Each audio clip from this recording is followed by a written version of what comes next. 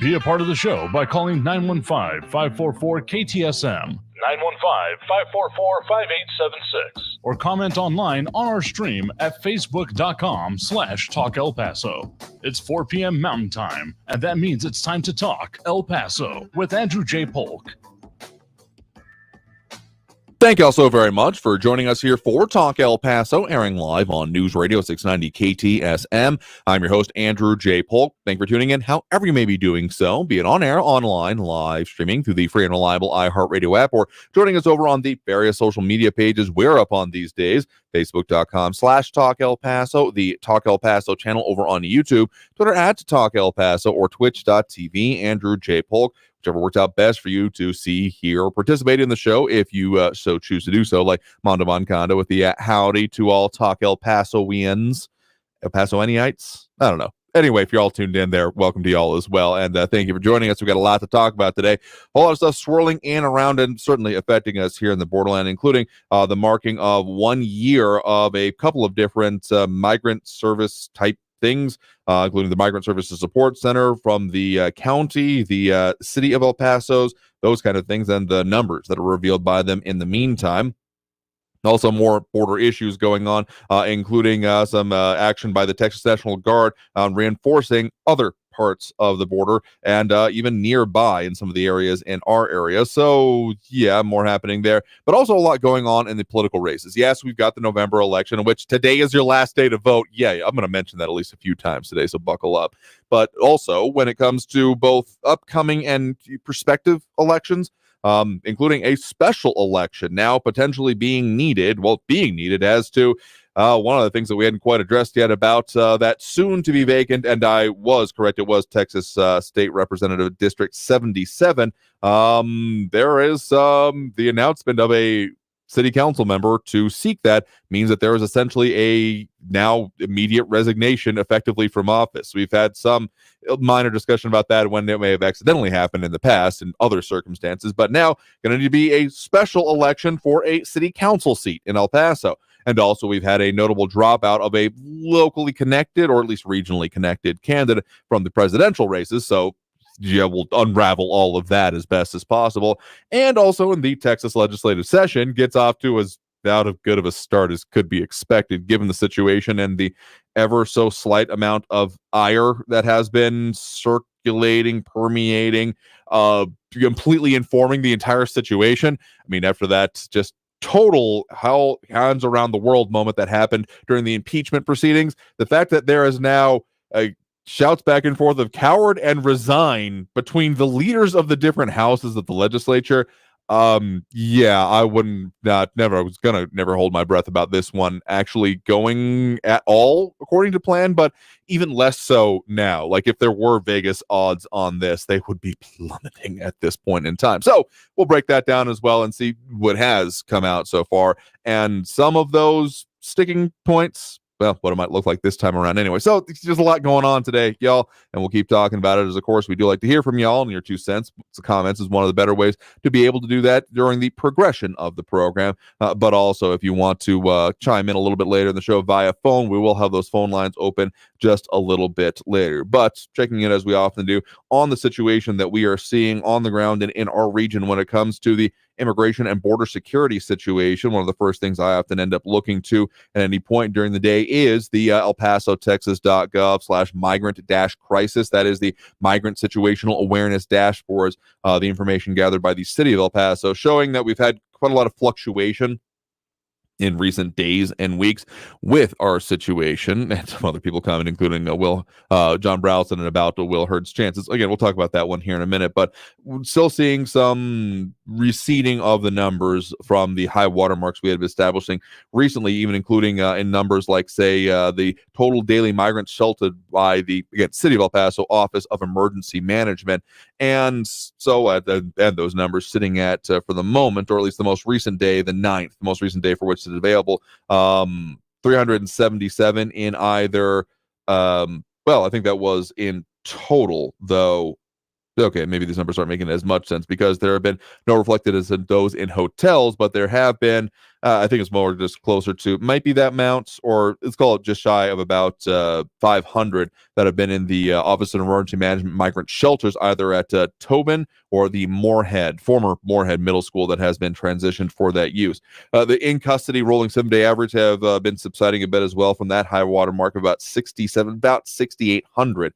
It's rolling 7-day average to about 4,200. So by no means done, gone, over with. It's never been that case since we started referencing and the city created this particular dashboard, but particularly did with a bit of a retrospective as, again, city and county efforts specific to this now marking a 1 year, and the information that comes along with it. As we also have Eric von Holstein-Rathlow joining us. Appreciate the welcome back, and thanks for, again, sticking around with us as well. So, couple different aspects of it here from our news partners at KFOX 14. One of their articles titled El Paso Migrant Support Center marks 1 year of service assisting over 5,600 migrant seekers. And so specifically, that is the County of El Paso, its Migrant Support Services Center, or MSSC, which is also reflected in those numbers that can be seen from the city of El Paso, particularly with some of the transportations, the most recent one happening right at the start of the month, the first day of this month. But in the meantime, 56,000 having passed through it at that point, specifically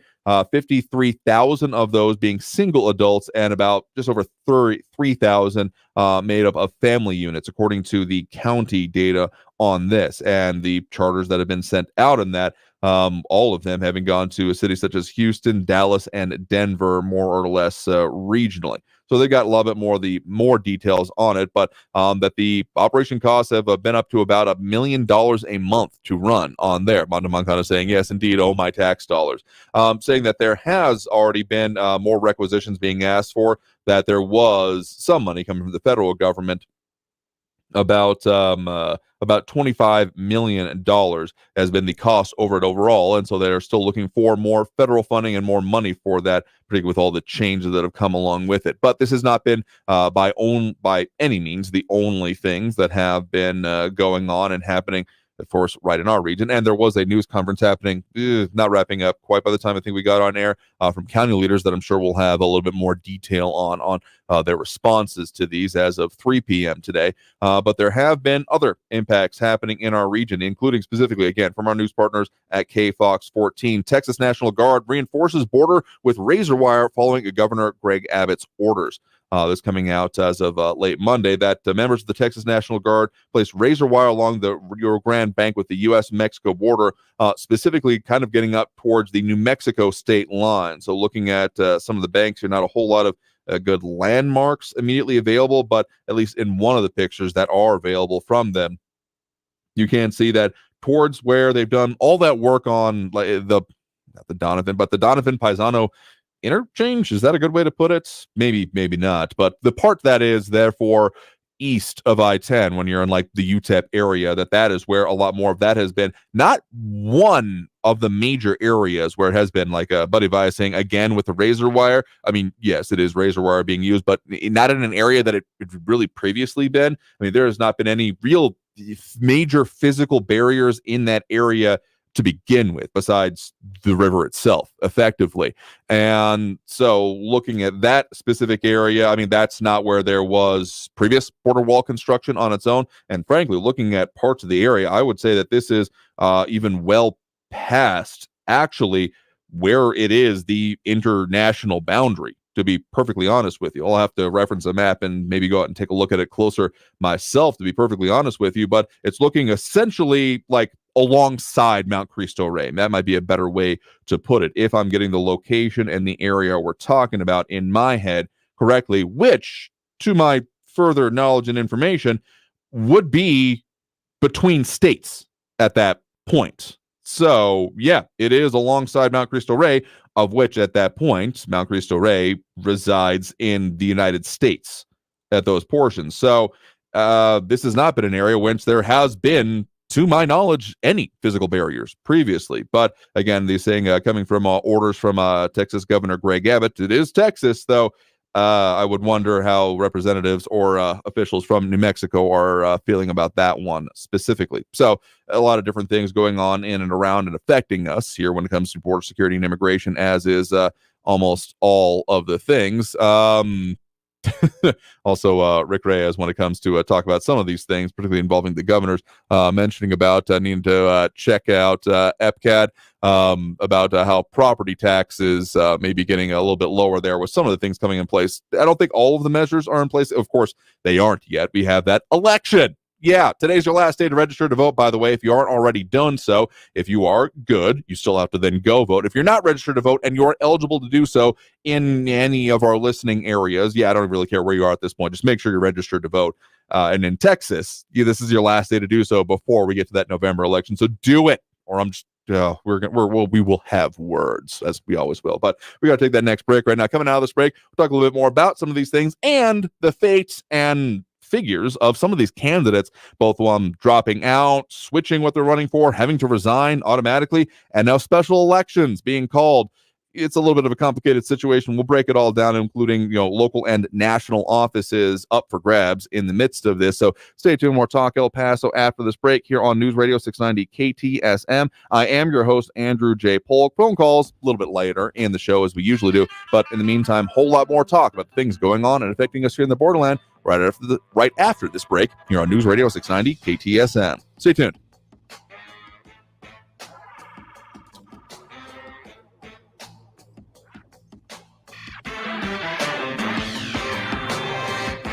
If you're worried about safety, security, peace of mind, wherever you may need it, at home, at the office, or anywhere in between, then you definitely need to give the experts over at Mazer Security Alarms a call. They provide the security here for our particular offices, but if you want to do it for your location, you can afford the best. No job is too small or too large. They have low payment options and $0 down options available as well. Ask them about the $690 discount to get the best value price. And again, peace of mind, which is priceless in its own right, but they'll get it to you for what works for you and in your budget. Just give them a call at 915.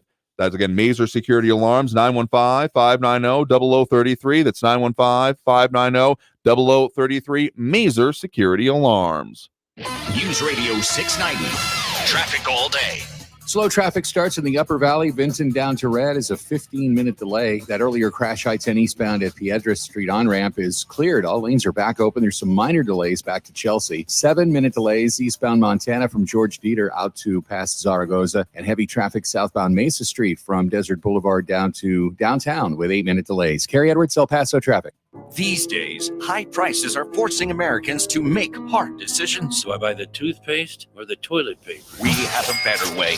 Inflation compensation. $1,000 price bustin' prize. Be listening for your shot to win a grand. Inflation compensation on News Radio 690 AM is brought to you by Mazer Security Systems, providing El Pasoans state-of-the-art protection and peace of mind for more than 30 years. This report is sponsored by Lowe's. Get the appliances you need right away at Lowe's. Explore the largest assortment of brands you trust in-store or online at the best values. Plus, take advantage of their everyday financing offers. Lowe's knows home improvement. Latinos are driving prosperity, power, and progress in America. Yet 77% of Hispanics don't know about their contributions to the country. From population growth to representation, economy, and education, Latinos are advancing positively and driving American progress. This Hispanic Heritage Month, it's your turn to speak about how Latinos are driving the growth and shaping the culture of the U.S. Let's elevate together the narrative of our community as who we are, Hispanic Stars.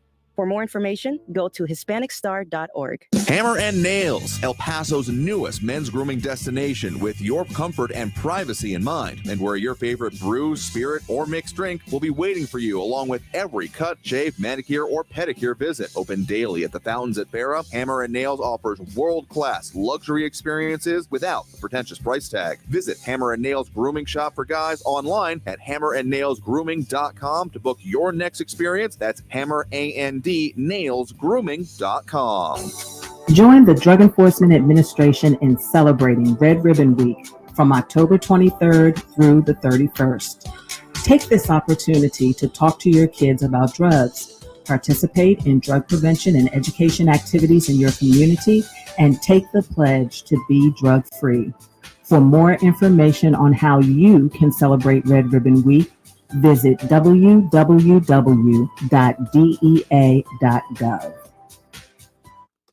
Venture X from Capital One is the travel card for people always asking, where next? You earn 10x miles on hotels and rental cars, and 5x miles on flights booked through Capital One Travel, and 2x miles on everything else you buy with Venture X. Plus, receive premium travel benefits like access to over 1,300 airport lounges.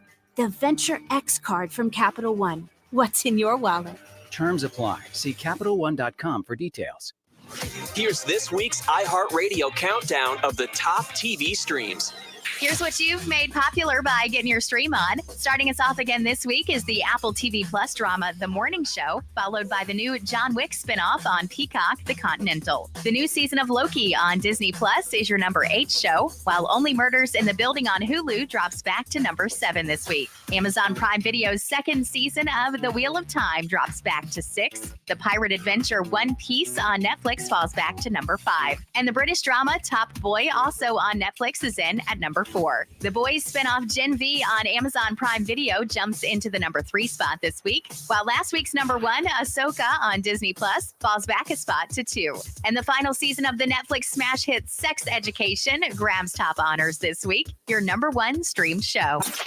And those are your top TV streams of the week on iHeartRadio. News Radio 690 KTSM El Paso. Live from the KTSM AM 690 studios, it's Talk El Paso with Andrew J. Polk. To be a part of the show, follow on Facebook at facebook.com/Talk El Paso. Now here's your host, Andrew J. Polk.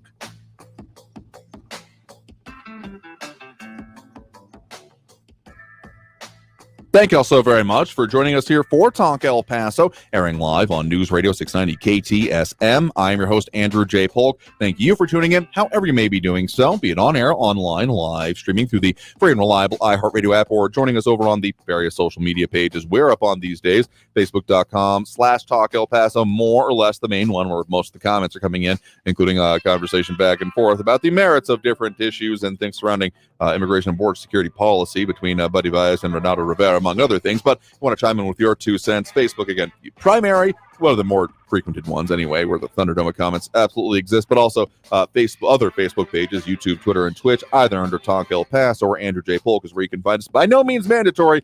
Just if you like that level of interaction and maybe be able to get your pop-up or read your comments on air, hey, it's a good way to do so here. Phone lines a little bit later. Don't worry. We'll have those as well. But in the meantime, a lot more things to get into. And while the border security immigration situation continues to evolve and the responses to it specifically in our area, there's still a lot more happening when it comes to the elected officials in our specific area. And yes, while there is still a lot going on with the national race for Speaker of the House, which is its own whole kerfuffle, there's been a lot going on with the things and more locally connected issues, including, okay, still technically a national race, but worthy of mentioning here that former West Texas-ish congressman, I mean, he represented part of our area and our viewing area and El Paso County in his own right, though not quite as much as it is now with that district, which has been growing and changing due to redistricting. But in any case, Will Hurd officially dropping out of the 2024 presidential race after failing to be able to qualify for either of the 2 presidential debates so far, and throwing his support instead again behind, this one was mildly surprising to me, I will admit, Nikki Haley. Calling her the best candidate for that, saying that the former ambassador to the United Nations, according to Texas Tribune here, was the best alternative to Trump and has, quote, an unmatched grasp on the complexities of our foreign policy. It makes a level of sense here. But of course, Hurd, having previously represented, again, the Texas 23rd Congressional District, that's basically everything immediately to the west or east of El Paso, going all the way to the outskirts of San Antonio, and very much specifically all of the Big Bend National Park area and that whole swath of border, currently represented by, again, Tony Gonzalez, who is getting up on his next election anyway. But in any case, him dropping out of that national race is, I'm not going to call it surprising.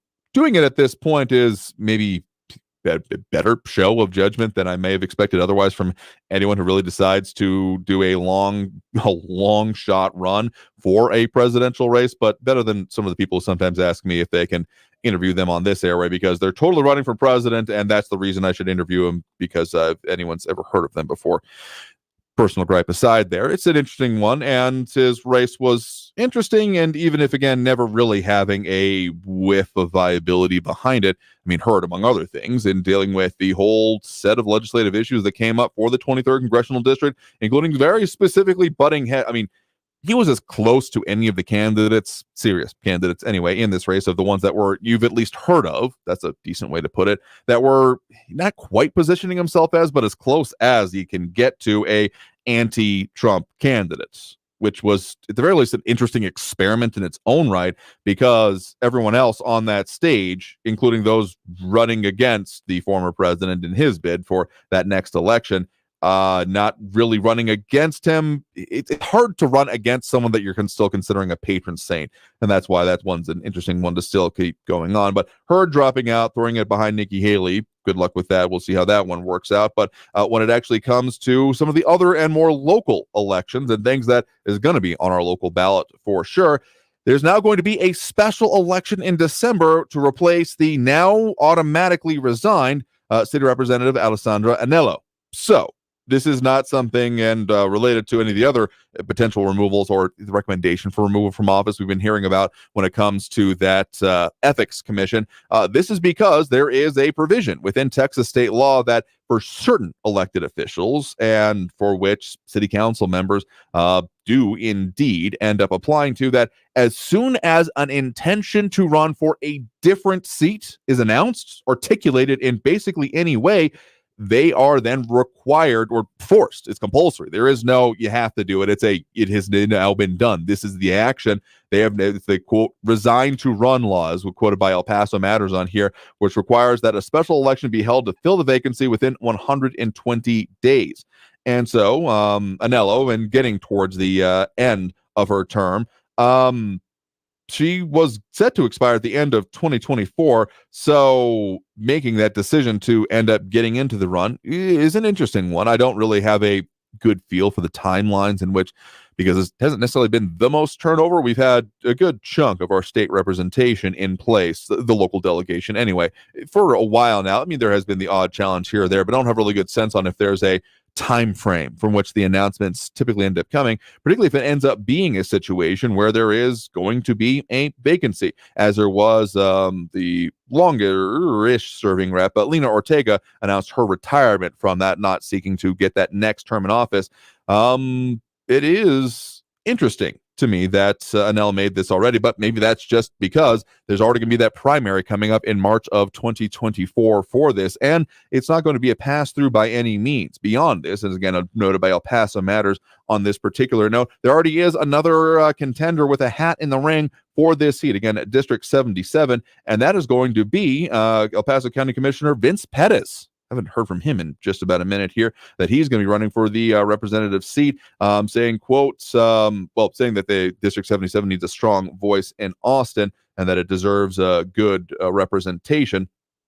And I do believe, maybe misquote there, I believe it's former El Paso County Commissioner Vince Pettis in this case. So getting into primary season there already is interesting, but again, it does then end up requiring there be for those of you living in City of El Paso, District number 2, of which, okay, I don't really have a good sense of that one right off the bat. Let me take the break here and I'll take a look at that map and give you a better sense of it. Y'all going to have something to go to, not probably for that constitutional amendment election, because that will, I wouldn't expect that'll be a quick enough turnaround to get that one all the I's dotted and the T's crossed, so to speak. But yeah, we got another election that'll be coming up in December. Not thinking that's going to help with the election fatigue phenomenon that we often end up having to deal with in our region. But yeah, we got a new city council member likely to come there. So we'll see who ends up registering for it and how quick of a turnaround that will end up being. But yeah, y'all, we got a lot of reasons to go to the ballot box coming up here. So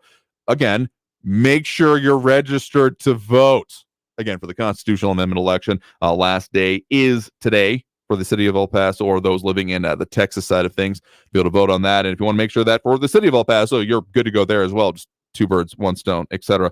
Make sure you're registered to vote right now. So with that, we'll go and take that next break right now. Coming out of this break, there's more talk about elected officials and the relationships between them, because yeah, the Texas legislative session, the next special session that is now firmly underway in the capital, Austin, and given all the prelude happening to this point, it's going just about as well as you could expect, which is to say, it might be nicer if they were throwing punches. I don't know. I'll let you be the judge as we delve into the details on that one, as there have been calls back and forth to resign, return millions of dollars in donations. It's just a mess, y'all. Not that it's ever been particularly clean in any case, but we'll talk about that and, of course, a whole lot more and the other things that we get into, getting a little bit closer to those phone lines as well as other commentary coming in over on the social media. If you want to add your 2 cents over there, a good way to do so throughout the progression of the program. But in any case, taking that next break right now, you're, of course, tuned into, again, Talk El Paso,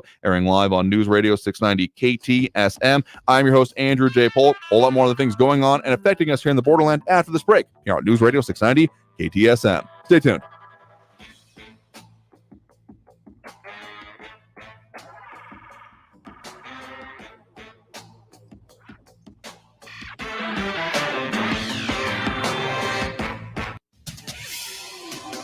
El Paso's News Radio 690 KTSM.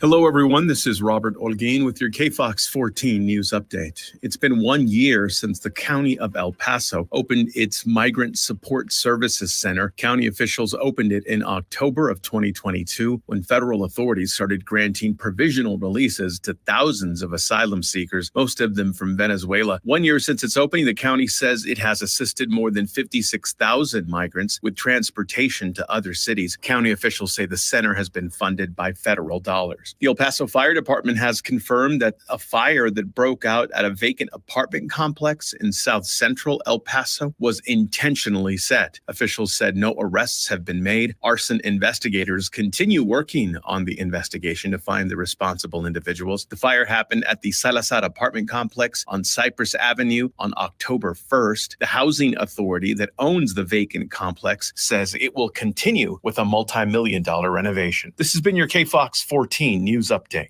I'm Robert Olguin. Traffic all day. News Radio 690.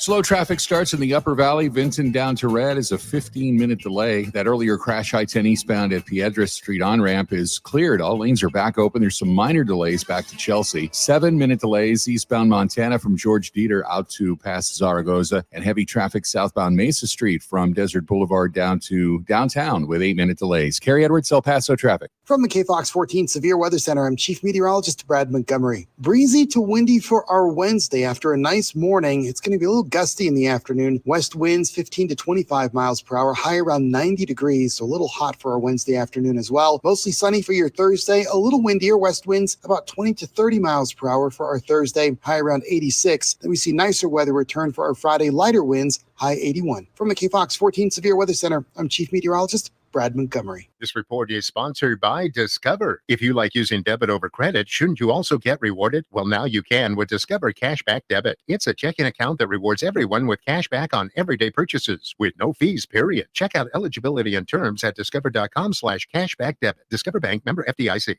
Is your old car really scary? Does it smell dreadful? And run awful? Wake up! El Paso, the nightmare is over. Ivan Ochoa, General Manager of Sunland Park, Chrysler, Dodge, Jeep, Ram, Fiat. We'll take your scary old trade, even if you owe thousands more than what it's worth. So you can upgrade to a new or certified pre-owned vehicle for less. Plus, during Ram Power Days, get 0% APR for 72 months on 2023 Ram 1500 Lone Star, Bighorn Crew Cab trucks. 2023 Jeep Gladiator trucks and Jeep Grand Cherokee take 10% off MSRP and $3,500 off MSRP on 2023 Dodge Charger and Challenger. Worried that your credit will make your car buying scary? Sunland Park Chrysler, Dodge, Jeep, Ram, Fiat has partnered with even more lenders that will push to approve your credit, even if your credit is less than perfect. Save thousands in only minutes at Sunland Park Chrysler, Dodge, Jeep, Ram, Fiat, where buying a car is fun. At I-10 at Sunland Park Drive or online at sunlandparkdodge.com. $13.89 per thousand finance includes factory rebate and dealer discount plus TTNL. Also like vehicles with approved credit. Offers not combined. Protection for all, peace of mind for you. For over 40 years, Mazer Security Alarms has proudly served El Paso with superior service and superior protection. You can afford the best. For your free quote or to upgrade your existing system, call Mazer Security Alarms at 915-590-0033. Wendy's new pumpkin spice frosty is peak fall. It'll make any kind of fall fun even fallier. So no matter how you fall, grab a rich, creamy pumpkin spice frosty from Wendy's today. Limited time only at participating U.S. Wendy's. Vanilla frosty is temporarily unavailable. This report is sponsored by Wendy's. Try Wendy's new pumpkin spice frosty today. El Paso's News Radio 690 KTSM. Live from the KTSM AM 690 studios, it's Talk El Paso with Andrew J. Polk. To be a part of the show, call 915-544-KTSM or follow on Facebook at facebook.com/Talk El Paso. Now here's your host, Andrew J. Polk.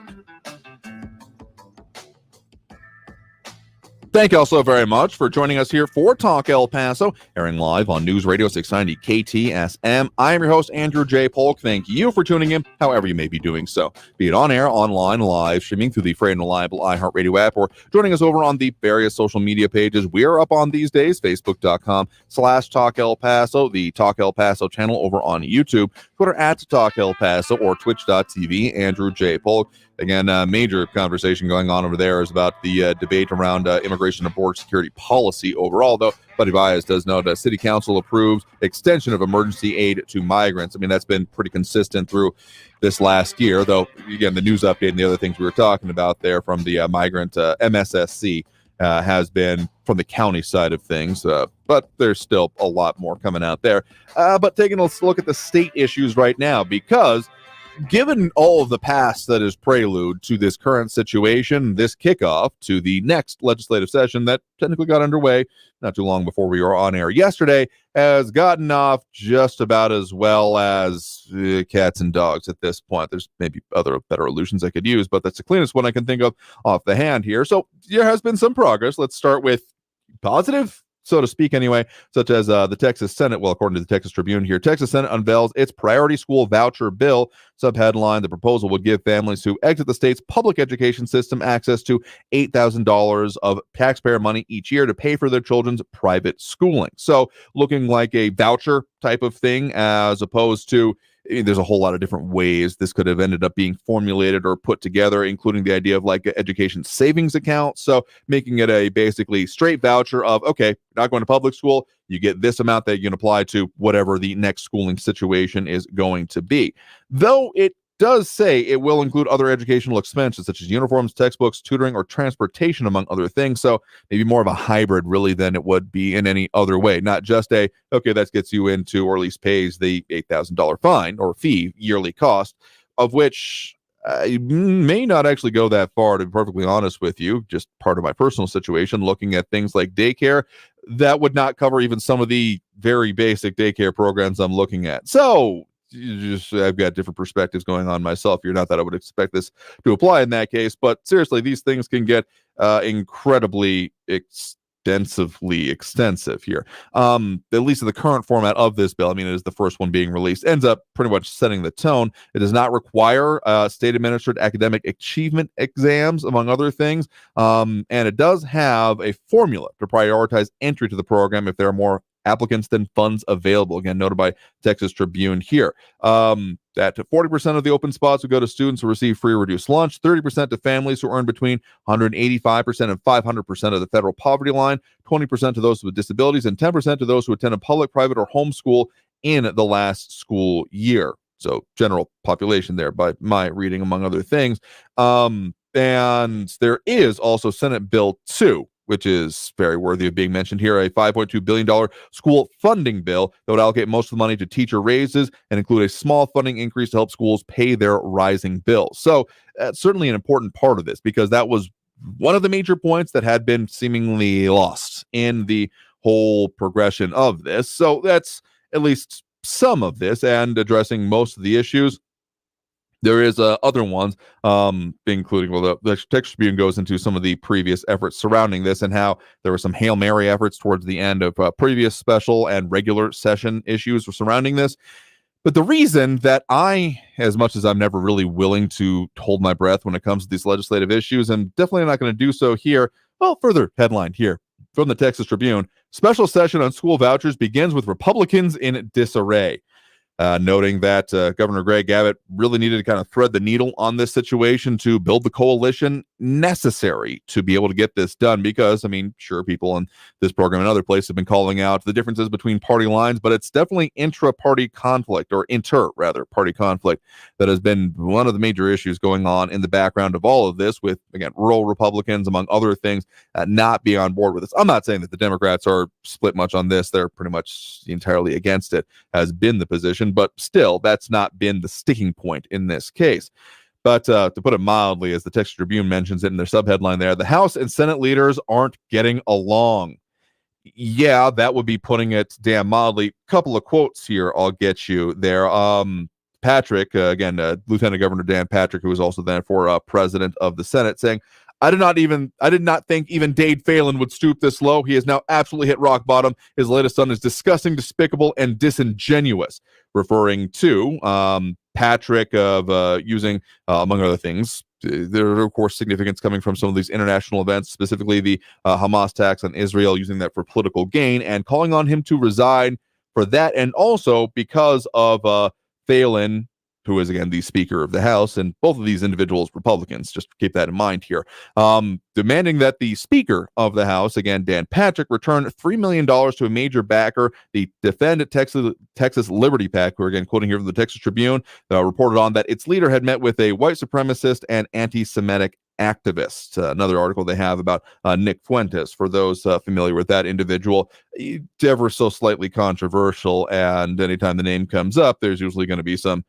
headlines of consternation following. It seems to be that pattern of behavior. So saying that this is already starting in a very non-kumbaya kind of way, again, I very much understatements. The House barely even getting into session, again, Texas Tribune saying gavelled in and out in less than half an hour, did pass a resolution supporting Israel and adjourned until Thursday. So no more action from that one. So only the things going on so far, just from the Senate side of things, which is why we discussed that bill a little bit more. Though some of the issues and some of the way this is going to be formulated, among other things, further sticking points, if you really want to get into it, that Phelan, again, Speaker of the House for the Texas legislature, has been saying that, well, we're not going to be taking on anything that does not involve further school funding. Now, again, there are the two Senate bills that have been put forth to try and deal with that, but as this was going to take a fairly monumental effort of consensus building as it was, I'm gonna be remaining pretty dubious about this actually moving through, about this actually having a reasonable chance to get through. But also, well, the governor has made it very clear that this is his priority and the one that he is not going to let him go home without dealing with. It's not really going to be in the governor's, it's not politically viable for the governor, in my estimation, to just throw up his hands and say, well, like, these legislators can't get their acts together. No, this is his show to run. He can't run the circus and the monkeys that are in it, mind you, but he is the ringleader, promoter. I don't know, Carnival Barker. This analogy is getting away from me, but in any case, it doesn't really seem viable that the governor can just throw up his hand and say, well, they can't get it done. What else are you going to do? Elect better ones for me next time, rest of Texas. I mean, sure, that probably will get said or elaborated on at a certain point, but I just don't see that working out well for the governor, nor him particularly willing to be able to accept that at this point in time, because I mean, he has literally put the kibosh on dozens of pieces of legislation in the past on the specter of them not working together nicely to get it done. So yeah, this is going to be a long month of a special session, I gotta say, y'all, if it even admittedly lasts this long. Just one last thing I gotta give here, that Texas Tribune did reach out to Governor Greg Abbott's office and did not respond to a request, his office anyway, for the Tribune report, and did not speak out Monday on the Phelan-Patrick fight. Was expected to speak Monday evening in Austin, but haven't seen anything specifically on that. So yeah, this is going to be a very interesting session to keep our eye on. I mean, there is going to be more to be said about this, and we'll be talking in the coming days with specifically some of the organizations that are admittedly pro school and public schooling, such as Raise Your Hand Texas. But particularly when it comes to the school funding, that's another serious issue to be delved into. We'll be talking more about them with that as well. But with that in mind, let's go ahead and take that next break right now. Patriot Chick saying, yeah, so sick and tired of all the political theatrics. Okay, so here's the difference between the theatrics, though. A theatrics, something put on a theater, there's a script, there's our ways things progress, and it's supposed to make a simple and put together coherent narrative, right? In this case, this is as pretty close to a slap fight as you get. So if you want to call that theatrics, I get the analogy entirely. I'm just saying this is less put together than that. In any case, let's take that next break right now. And coming out of this break, we will go ahead and get to those phone lines as we usually do at this point during the program. So if you want to get on and add your 2 cents on this or the other things going on and affecting us here in the borderland today, the number to do so is 915-544-5876, 915-544-KTSM. Back after this break with more Talk El Paso here on News Radio 690 KTSM. Stay tuned.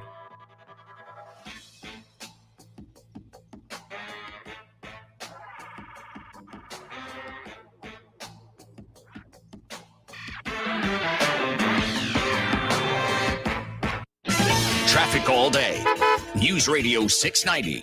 No collisions on your borderland freeways, just some slow traffic on the 54 South, Stan Roberts to Macomb, 6-minute delays. 8-minute delays, I-10 eastbound, Vincent to Red. South Mesa from Desert Boulevard to downtown, it's a 9-minute delay. Eastbound Montana from Yarborough out to Desert Meadows is a 9-minute delay. Kerry Edwards, El Paso traffic. This report is sponsored by Staples Stores. $10 says your local Staples now accepts Amazon returns. Now when you return an Amazon order at Staples, you receive a coupon for $10 off your next Staples purchase of $30 or more. Exclusions apply. Staples, your new favorite place for Amazon returns. Texting privacy policy and terms and conditions posted at textplan.us. Texting enrolls for recurring automated text marketing messages. Message data rates may apply. Reply stop, opt out. Binges, blackouts, regret, shame, trying and failing to drink less or quit.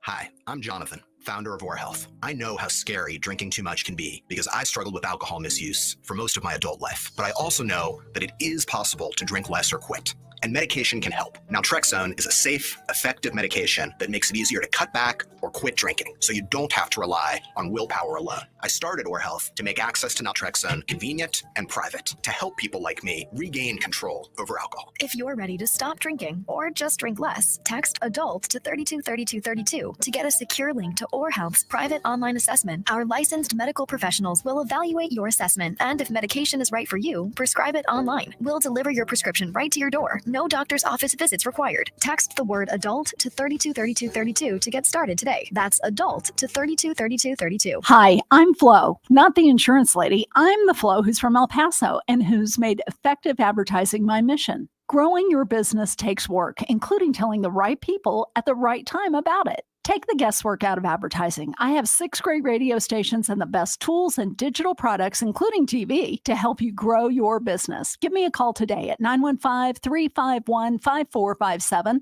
That's 351-5457. In this week's Marketers Report, Raja Rajamanar, Chief Marketing and Communications Officer of MasterCard, talks about measurement. Measuring sonic and sonic branding, the principles of measurement are the same, but the parameters that you measure are different. We measured, and what we find is our investment is paying for itself in oodles. As the #1 audio company, iHeartMedia gives marketers access to the audiences, trusted influencers, and data you need to grow. If you're a marketer, go to iHeartResults.com.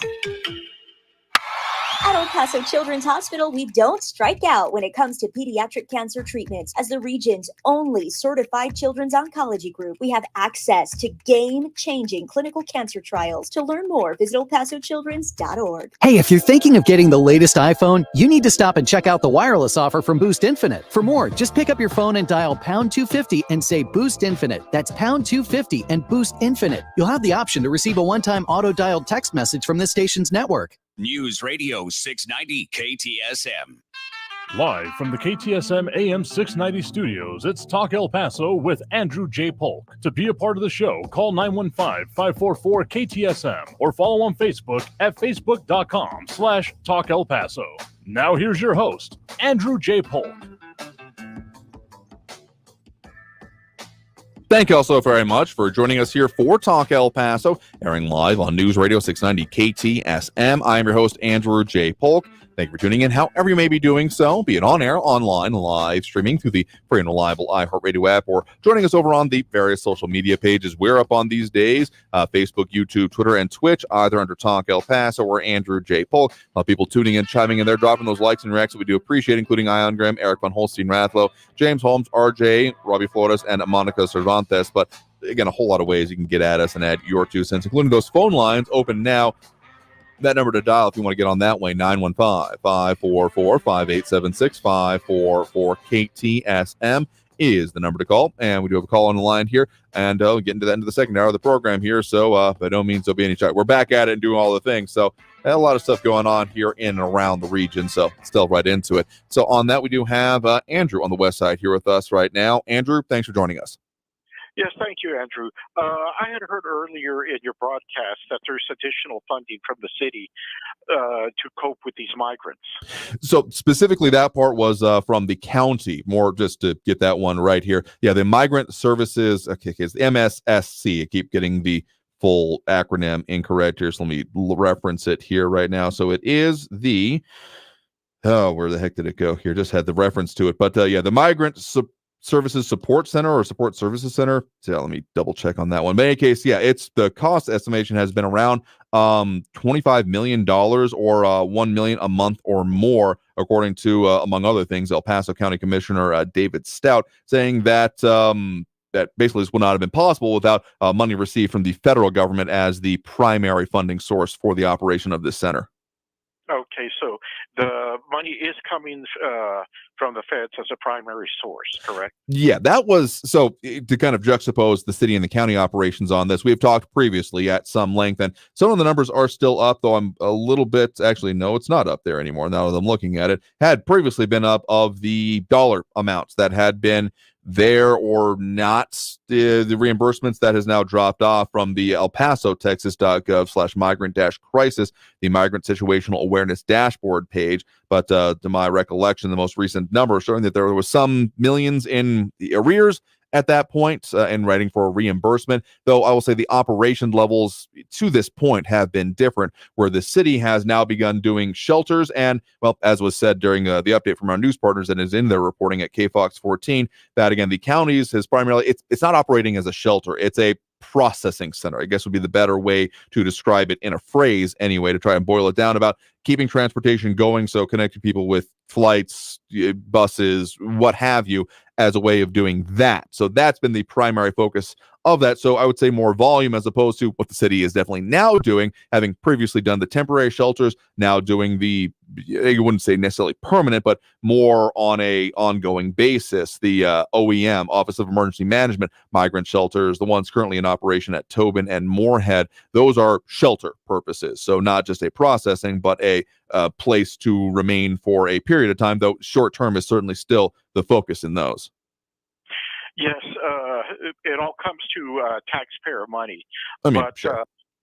One must also be aware, okay, with the Social Security fund supposedly becoming insolvent by the year 2033, how can we sustain these migrants when our citizens that are depending, and 40%, over 40% of the people in the United States depend on Social Security as their primary source of income. That is people that are retired. And a cut in benefits is predicted by 2033, Andrew.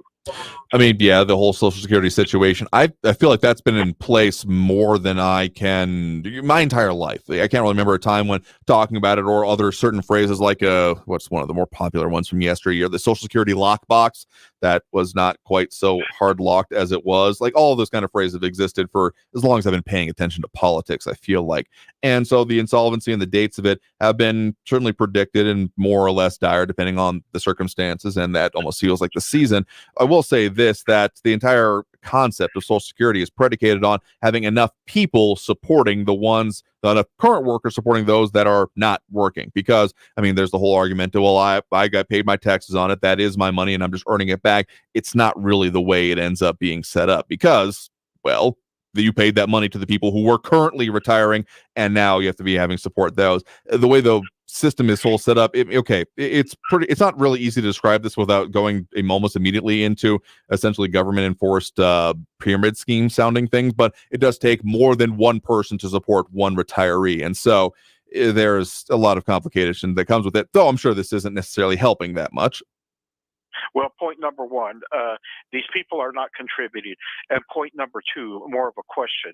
I'd like to know how, if anybody can tell me, how much the U.S. government, U.S. taxpayers have actually spent on the support of these migrants since January of 2021 when Biden took office. And mind you, there's been over 7 million encounters thus far. Okay, so that would be then the question is essentially the scope of what you're talking about, because support that often ends up coming down to, I mean, okay, yeah, and that any money from the government is taxpayer money. The support programs there's variations between localities and even different states. Some states do have funds that they have established, none federally that I'm aware of when it comes to this. I know that the $2,300 often gets thrown around a lot. I've not had a lot of success in finding actual source citing on that one. It's beyond it just being an anecdotal kind of thing. One specific example that does come to mind is what the situation has been in New York City with them talking about, because they are looking at not just removal or moving them through the area efforts like exist in our region, but actual resettlement. That has been a different type of calculation entirely. But those are the level of expenditures that I'm aware of that far. But if we're talking about just the total amount spent on this whole microcosm of issues, the way I refer to it as border security and immigration issues, that will be there are numbers out there, but trying to get the full arms on it would be that'll be an interesting one to try and see if I can rustle up. Well, I'm talking. Okay, but before we hit the top of the hour, I'm talking about federal funds that's been thrown at this issue, which in fact is taxpayer money. But if somebody can help me on that, I'd be very appreciative. But anyway, Andrew, thank you for taking my call. Yeah, I appreciate the point on the call. You have a good one there as well. Take care. All right, with that, we'll go ahead and take that next break. Right now, coming out of this break, we'll talk more about this and the other things going on and affecting us here in the borderland region, of which, yeah, certainly border security and immigration issues are, I'm not going to call front and center, but certainly a lot. But in any case, let's talk more about that and a whole lot more after this break. Again, phone lines open. If you want to add your 2 cents that way, the number to do so is 915-544-5876, 915-544-KTSM. Back after this break with more Talk El Paso here on News Radio 690 KTSM and the top of the hour news break. Stay tuned, y'all.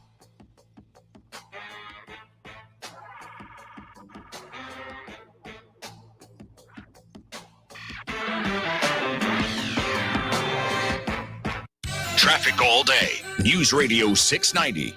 No collisions on your borderland freeways, just some slow traffic on the 54 South, Stan Roberts to Macomb, 6-minute delays. 8-minute delays, I-10 eastbound, Vincent to Red. South Mesa from Desert Boulevard to downtown, it's a 9-minute delay. Eastbound Montana from Yarborough out to Desert Meadows is a 9-minute delay. Carrie Edwards, El Paso traffic. The annoying runny nose, the constant sneezing, the itchiness, and battle just to catch your breath. If you suffer from seasonal allergies, sinusitis, or nagging sinus congestion, there's a natural, easy-to-use solution that can help provide fast, drug-free relief. It's called Navage, and it uses powered suction to rinse your nasal passages in seconds. Millions of people use Navage daily to help provide relief from seasonal allergies and sinus congestion. Medications treat the symptoms, but Navage treats the problem at the source, flushing out the allergens and pollen trapped in your nose. Navage also helps wash out airborne bacteria, dust, dirt, and viruses quickly and painlessly, so you can get back to breathing clearly again. Say goodbye to sinus suffering and hello to better breathing with Navage. Navage is available at Walmart, Walgreens, Target, CVS, Rite Aid, and online at Navage.com. Navage, N-A-V-A-G-E. Clean nose, healthy life.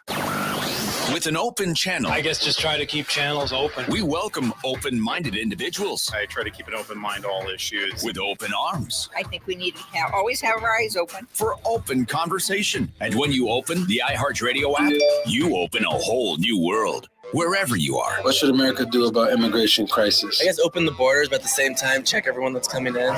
Open the gates. A free download in the App Store or at ktsmradio.com.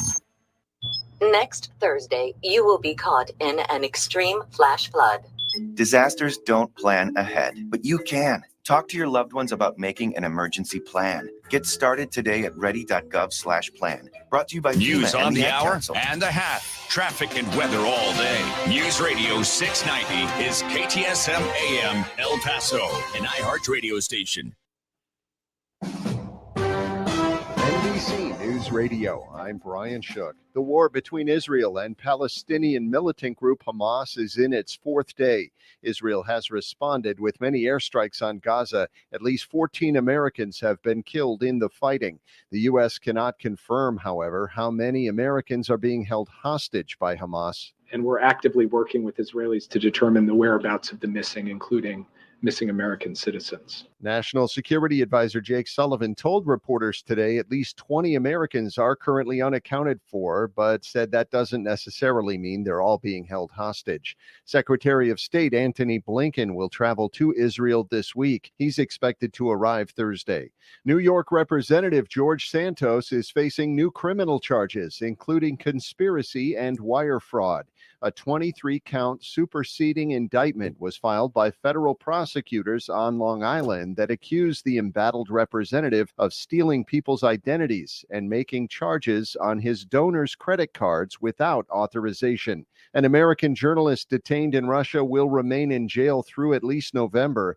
Evan Gerskovich lost an appeal to be released from the Moscow jail on espionage charges. The Wall Street Journal reporter was detained back in March. Wall Street is closing higher as bond yields decline. Stocks got a boost as the benchmark 10-year Treasury note fell more than 12 basis points and oil prices eased. Investors are looking ahead to third quarter earnings as they weigh the risks from the Israel-Hamas war. At the closing bell, the Dow Jones Industrial gained 134 points, the S&P 500 added 22 points, and the NASDAQ rose 78 points. I'm Natalie Migliori. The Powerball jackpot continues to grow and is now the second largest lottery jackpot in U.S. history. You're listening to the latest from NBC News Radio. Many Americans across the country remain on strike. The United Auto Workers strike is in its 26th day, and Anderson Economic Group has found the dispute has cost the industry $5.5 billion since it began. Healthcare workers at Kaiser Permanente staged a 3-day strike last week and are threatening to walk off the job next month again if a deal is not reached. As temps begin to drop, the mayor of New York City is urging citizens to get the updated coronavirus vaccine booster shot. Scott Pringle reports. Health officials are forecasting a rise in coronavirus cases with colder weather and the holidays coming. Mayor Eric Adams says he wanted to lead by example by getting his updated coronavirus booster in front of the cameras. All of you New Yorkers, if you ride the subways, if you're going to be sitting down, celebrate the holiday, if you're going to be going out to the theater, whatever you do, protect yourself. The mayor wants New Yorkers to not only get the updated shot, but to get tested before heading to a large gathering. The city's health commissioner says the updated boosters could mean the difference between being in the hospital and riding coronavirus out at home. Today is the 10th of October, aka 1010 Day. On 1010 Day, we celebrate the metric system. Created in 1586 by Simon Stephen, it's all about the power of 10. There are only 3 countries who don't use it: Liberia, Myanmar, and the U.S. It's all about the imperial system with pounds, miles, and yards. The U.S. tried to make the switch in 1975 with the Metric Conversion Act. It didn't take. I'm Bree Tennis. Half Moon Bay, California now holds the world record for having the largest pumpkin, which weighed in this week at 2,749 pounds. Travis Ganger of Anoka, Minnesota, is the proud owner of the giant gourd. That breaks the previous record of an over 2,700-pound pumpkin that was grown in Italy. Ganger scored $9 per pound for his winning entry. Brian Shook, NBC News Radio. Now, your chance to win $1,000. Enter this nationwide keyword on our website. Grand. That's grand.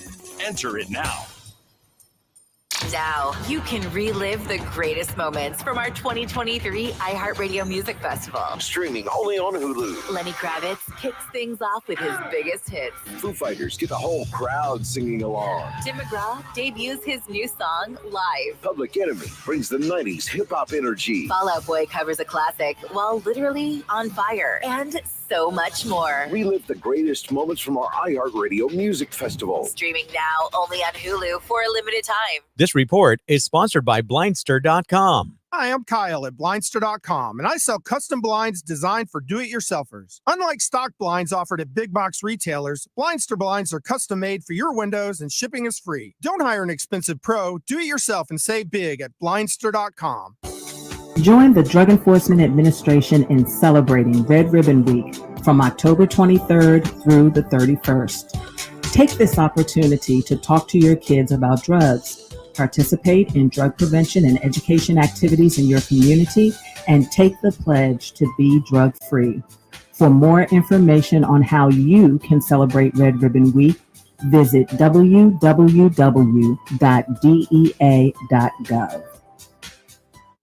I'm Curtis Fitzsimmons-Jackson. And I'm Charlie Webster. The podcast Surviving El Chapo, the twins who brought down a drug lord, returns for a second season and picks right back up with Pete and Jay Flores taking their first steps on U.S. soil after turning themselves in to the U.S. government. Season 2 follows the twins through their time in prison and testifying in court against El Chapo. Surviving El Chapo. Listen to Season 2 on iHeartRadio app or wherever you get podcasts. News Radio 690 KTSM El Paso. Live from the KTSM AM 690 studios, it's Talk El Paso with Andrew J. Polk. To be a part of the show, call 915-544-KTSM or follow on Facebook at facebook.com/Talk El Paso. Now here's your host, Andrew J. Polk. Thank you all so very much for joining us here for Talk El Paso, airing live on News Radio 690 KTSM. I'm your host, Andrew J. Polk. Thank you for tuning in, however you may be doing so, be it on air, online, live, streaming through the free and reliable iHeartRadio app, or joining us over on the various social media pages we're up on these days, facebook.com/Talk El Paso, the Talk El Paso channel over on YouTube, Twitter at Talk El Paso, or twitch.tv, Andrew J. Polk. So, question was put to me at the end of last segment, and did my level best, at least do some quick research on it. So trying to get to all of the costs, even associated with the immigration and border security situation we are seeing here in our region or in the nation as a whole, particularly when we start talking about federal funds, you kind of have to go with it that way. Ends up being almost more of a philosophical question than anything. I mean, there's a lot of different organizations out there that have different numbers on it, including what can be seen as like being less specific costs and more about like general overall costs that are maybe harder to pin down to, specifically being a part of, immigration policy responses to it. So simplest answer I could come up with in a judicious amount of time anyway is that of what has been the funding levels for CBP specifically in their operations. ICE often ends up getting rolled into it, but CBP specifically looking at the numbers put forth from the Senate Appropriations Committee for the last 3 fiscal years. So when you go 2021, 2022, and 2023 fiscal years, you're looking at just shy of about $50 billion has been the funding amount, including some extra ones, including, what has been being looked for Homeland Security under specifically the banner of CBP, Customs and Border Protection for 2023. Senate Appropriations Committee reported $16.464 billion provided in base discretionary funding for CBP, as well as $1.563 billion to address increased encounters at the southwest border. Now, these are the ones that have already been in place and already passed. The ones that are being talked about for this year, best source I could find on that one would be from Migration Policy Institute. That's migrationpolicy.org. That been asked for nearly $25 billion for both U.S. Customs and Border Protection and CBP, and ICE as well, Immigrations and Customs Enforcement. So again, they often end up getting rolled together. So wouldn't call that strictly the amount going towards CBP specifically, though it is noted that the combined amount is $800 million over the previous year, and they note equal to the entire gross domestic product of Iceland, which is an interesting one that they go a little bit further into in their analysis. And there has certainly been rises in it, though I would say not necessarily practically. There's been a lot more spending increases at the end of 2016 into 2017 than before that. But the point is that there certainly has been a lot of increase in this spending, though again, some of the other arguments, like from some other, they have their perspectives and their bents towards it, like ones that immediately come up if you look up this issue for yourself, like the Center for Immigration Studies and the Heritage Foundation talk about these more nebulous costs. One of the more specific ones of, given that we've been talking about them a little bit, and this does come from previous years. Most recent ones I could find was actually from 2021 from Attorney General Ken Paxton here in Texas. His headline from that release was "Illegal Immigration Costs Texas Taxpayers Over $850 million Each Year." And I know that ends up being, like I said, almost more of a philosophical debate debate on, okay, what are these costs? Some of the things that he lists there, saying that there was between $579 million and $717 million each year for public hospital districts to provide uncompensated care, and noting in that, Governor, the governor, and of course, again, Attorney General Ken Paxton certainly have their political perspectives on this. So take it with a grain of salt on that one, saying, but that this pool of money can provide care for illegal aliens is the way he puts it in his release. So just saying it gets a little bit beyond what our line items into of, is this pool of money being applied to these individuals of these types of populations? So that one ends up being a little bit more. And again, even the numbers I was talking about previously, that rough calculation of just shy of about $50 billion in CBP budgets since 2021, fiscal year 2021 anyway. That does not take into account individual state level efforts. I mean, some of the money that has been estimated to have been spent by Texas alone, even before really gotten into this more ramped up part of Operation Lone Star, has been in the high hundreds of millions of dollars into the billions. I think some of the most recent calculations I've seen have been in the like two and change $billion being spent on Operation Lone Star, and I'm not sure if that's like longitudinal across the entire existence of the program or just within the year. So, and I'm on to Moncada to make sure it wasn't 50 million, it was 50 billion with a B, the big boys, billion. I mean, I know it gets a little bit muddled sometimes, but to update a phrase, I think about a decent amount. I want to say it was Winston Churchill, but may or may not have been. A billion here, a billion there. It's pretty soon you start talking about real money. That may be a bad paraphrasing. One of those things that I think one of the things he more directly said was when he was back serving with the Admiralty Board in England, was along the lines of, we went to the Parliament asking for 8 battleships. They said we could only have 5, so we ended up agreeing on 11. I think that's a bad paraphrasing of that. And Buddy Vi saying Operation Lone Star sounds like something out of the movie Spaceballs.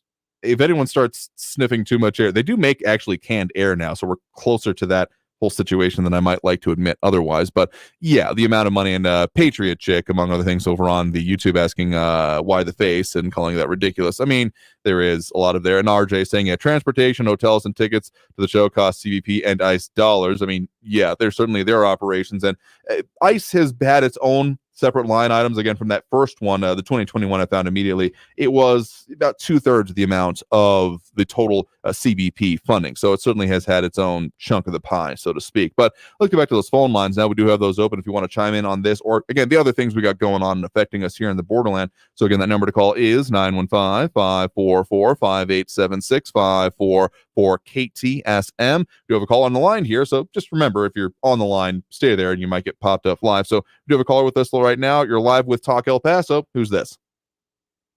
This is Marco from Central. Hey there, Marco. Doing all right. What's on your mind? Well, there's so much always happening, like I always say, but true. I want to talk about, like I always do, focus on the outside, coming inward. Okay.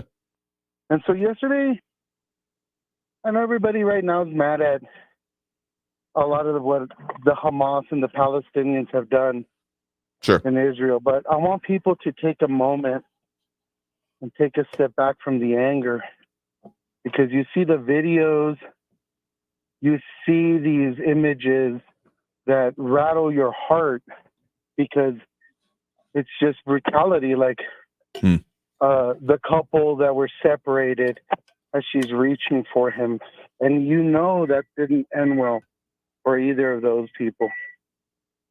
And so I want to take a step back and focus on the Palestinians real quick, but then I'm going to come back to what it is about local. Okay. The government of Hamas that exists in Palestine, and I want people to realize that Palestine, the West Bank, whatever you want to call it, that is an open gulag. It's an open prison. These people are so limited in where they can go. There are 2 million people that live there. They can go into the ocean, but if you go too far out, they'll blow you up. If you go too close to the fence line, they will shoot you dead.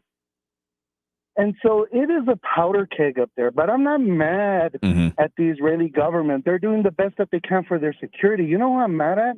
I'm mad at the Jordanian government. because the Jordanian region is pretty much governed by who? Palestinians. And instead of reaching out to their brethren in the West Bank and making an agreement with Israel to bring those people home so that the region can be in peace, they rather leave them there agitating. And this is the power structure that exists, the people that use people as pawns. Let's go into the local, into the United States, how we're being governed. We're taking our money and they use it to their endeavors, to wars that we don't agree with, to massive inflation. You know, Biden one time said, Ducey asked him, what do you think of inflation? And Biden called him a dumb, SOB. But in the process of doing that, he revealed himself. He says inflation is a great tool. And so he doesn't care if you suffer. And let's go to the local. You see, here's the thing. I want every El Pasoan to know. You, as a citizen of this city, are paying tribute to your lords. This is why they abuse of you. I want you to understand the apple doesn't fall far from the tree. Mm-hmm. The people that govern us right now, the Democrats, the Republicans, anywhere in the world where you see this problem going on with the governance of this world, and it's a world problem, I think. There is an institutional instability that is making people's lives every day miserable. And I want the local government to know you're not our lords. You're not our kings, and we're not your subjects, and we're not your servants. And we don't pay you tribute to abuse of us. And I want all those people that use your gas card, your privilege cards over El Pasoans to know, while El Pasoans were making decisions to pay their bills, to buy gas, food, presents, going to bed thinking, how am I going to pay for my child's clothing, my rent? You all, the people that govern this city, were abusing other people. As you took your tributes and laughed and scoffed at these people, they were suffering, going to bed at night, wondering what they were going to do. And this is why I always say, if you're out there and you're sick and tired of being abused, being told that just deal with it, that this is politics, no, it isn't politics. We're being governed by the most despicable lot in history. And I, for one, am not going to deal with that. This is why I'm running for mayor. And I want everybody to know, if you are so tired of being governed like that, vote for me. Take a chance with me. The more people that come with me, if it's not, let's not make it 50,000. Let's make it 200,000. Because then all of us have the power. We will finally have the power to change the way El Paso's governed and tell these smug elite people that govern us, stop it. Because you're not our lords. And you're not our servants. We're the citizens of this city, and we deserve respect. So I have to ask you a question that's come up here and has been being asked for a couple of times. Do you have a website or a social or a way where you're putting out some of these ideas yet? My ideas are coming to you, Andrew. We're working on things slowly but surely because they're so far out. And again, I know that people want to see where I'm coming from. They want to bite the apple, but I'm giving them tidbits because we have to build into it. It's a movement. My next plan of action is to start going to varios and introducing myself that way. We're going to do this from the ground up, the proper way for people. I can put a website out there and social media, and all that does is it's just garbage.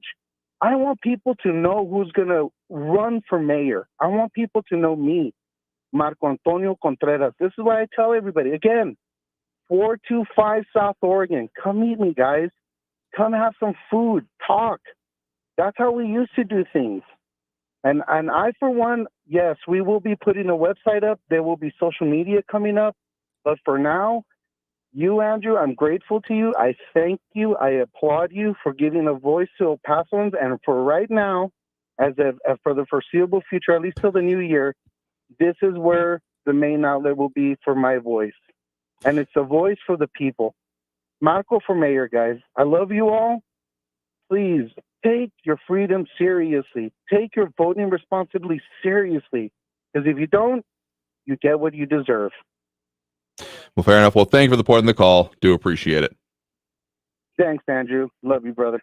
All right, with that, we do have to take that next break right now. Coming out of this break, we will take more of those phone calls on the line there. And if you want to get on the line, the number to do so is, of course, 915-544-5876. Just for the record here for James Radcliffe, he is dissatisfied with the website answer for now, though. Hey, I asked the question. In any case, getting on that line, if you want to add your 2 cents, the number to do so, 915-544-5876, 544-KTSM. Back after this break with more Talk El Paso here on News Radio 690 KTSM. Stay tuned.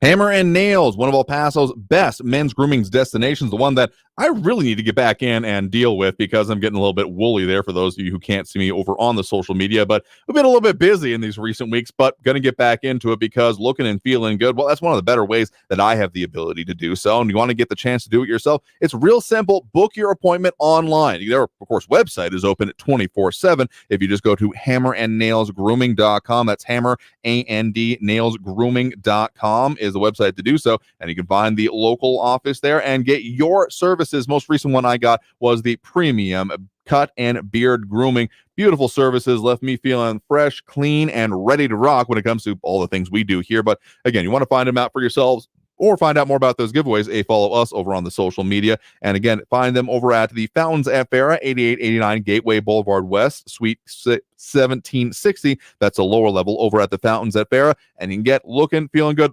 Literal head-to-toe services, everything from the haircuts, beard trims, shaves, if you're into that kind of thing. I stay away from those myself personally, but even hand, face, and foot services, everything that you need, hammerandnailsgrooming.com. That's hammer, A-N-D, nailsgrooming.com. News Radio 690. Traffic all day. Just one crash right now on North Mesa Street, a block north of Schuster at Rim Road. Delays on the 54 South between Stan Roberts and McCombs. It's a half-hour delay. Slow traffic I-10 eastbound from Vinton to Red, 11-minute backup. And it's heavy traffic both directions on Mesa Street, north and southbound from Desert Boulevard to downtown, 6-minute delays. Carrie Edwards, El Paso traffic. These days, high prices are forcing Americans to make hard decisions. Do I buy the toothpaste or the toilet paper? We have a better way. Inflation compensation. $1,000 price bustin' prize. Be listening for your shot to win a grand. Inflation compensation on News Radio 690 AM is brought to you by Mazer Security Systems, providing El Pasoans state-of-the-art protection and peace of mind for more than 30 years. This report is sponsored by Blindster.com. Hi, I'm Kyle at Blindster.com. Want to save big on custom faux wood blinds, shutters, cellular shades, and more? Shop Blindster today and save up to 50% over comparable blinds from brick and mortar stores. Get custom blinds at low prices and free shipping at Blindster.com. Venture X from Capital One is the travel card for people always asking, where next? You earn 10x miles on hotels and rental cars, and 5x miles on flights booked through Capital One Travel, and 2x miles on everything else you buy with Venture X. Plus, receive premium travel benefits like access to over 1,300 airport lounges. The Venture X card from Capital One. What's in your wallet? Terms apply. See CapitalOne.com for details. Your pet isn't just a pet, they're part of your family. Most of the pet food on the market is cooked at high temperatures, which kills nutrients. A scoop of Dynavite is a 3-in-1 daily supplement, adding back key nutrients to your pup's health. Try Dynavite for free. Just pay shipping and handling. Learn more at dinovite.com/radio. That's dynavite.com/radio. Happier, healthier with every bite. Over 1 million pets helped with Dynavite. This is a special alert to all Americans who own a vehicle with less than 200,000 miles with an auto warranty about to expire or with no warranty coverage at all. Due to a decline in the economy, CarShield is announcing a low-cost month-to-month vehicle protection plan that is now available to the public to save any driver out-of-pocket expenses on future auto repairs. Call now to find out how you can pay almost nothing for covered auto repairs. Yes, you heard that correctly. Pay almost nothing for covered auto repairs. An open phone line has been established for all drivers to call for a free quick quote. Call 800-989-8906 now. Drivers who are covered will not have to pay for covered repairs again. This protection plan is at an all-time low. Additionally, drivers who activate this vehicle protection today will also receive free roadside assistance, free towing, and car rental options at no additional cost. Call us for your free quick quote today. 800-989-8906. That's 800-989-8906. What do you have to lose? Call 800-989-8906. Again, 800-989-8906. El Paso's News Radio 690 KTSM. Live from the KTSM AM 690 studios, it's Talk El Paso with Andrew J. Polk. To be a part of the show, call 915-544-KTSM or follow on Facebook at facebook.com/Talk El Paso. Now here's your host, Andrew J. Polk. Thank you all so very much for joining us here for Talk El Paso, airing live on News Radio 690 KTSM. I am your host, Andrew J. Polk. Thank you for tuning in, however you may be doing so, be it on air, online, live, streaming through the free and reliable iHeartRadio app, or joining us over on the various social media pages, facebook.com/Talk El Paso, more or less the main one anyway, but also you can get at us on other Facebook pages, YouTube, Twitter, and Twitch.tv, either under Talk El Paso or Andrew J. Polk with a super duper over there on the YouTube. Appreciate you sticking around with us. Happy to be back there as well. And others chiming in throughout all of those in a lot of different ways, including those dropping those likes and reacts we do appreciate, including James Radcliffe, Ida Beza Gardner, Ion Graham, Eric Von Holstein Rathlow, James Holmes, RJ, Robbie Flores, and Monica Cervantes. And I think James appreciating my commentary on his consternation about website issues, but there's a lot more going on there, including discussion about international issues than we should get to. But okay, if I ever make any of this merch I ever talk about, including t-shirts, one of them is going to be Friday is always coming. I'm definitely going to make one of those, just as a reminder. In any case, let's go back to those phone lines here. And real quick before I do, there was one of those other outstanding questions from a little bit earlier about City Council Representative District number 2. So that is essentially, let's call it East Central and just south of Northeast. Like, it looks like, okay, I'm not going to pretend to know. It doesn't have like the real map. It's just the districts, but it's the part that's, well, now technically just south of the Casner Range National Monument. I think that's Fred Wilson, but don't quote me on that one. And it goes all the way down then through kind of along District 8, in between District 8 and District 3. I have no idea how our numbers ended up this way, by the way, I do have to say. So that might be a history analysis we could do at some point here, but let's call it, East Central and near like near lower, I don't know.